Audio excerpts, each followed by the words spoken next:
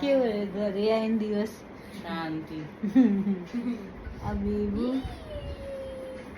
અત્યારે સુધી વડાપાવ ઘર જેવી નથી લાગતી, સાચું કહેજો.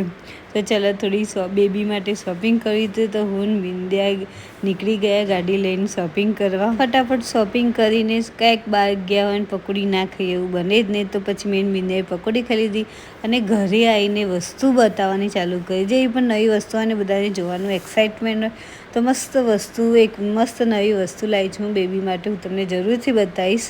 એન્ડ ભૂમિનો વિડીયો કોલ ચાલતો હતો, તે વસ્તુ ઉર્વી અને ભૂમિને બતાવી રહી છે અને મારા દિયાને મને ખીજાવવાની એટલી મજા આવે. બની ગયા ઇમ્પોર્ટન્સ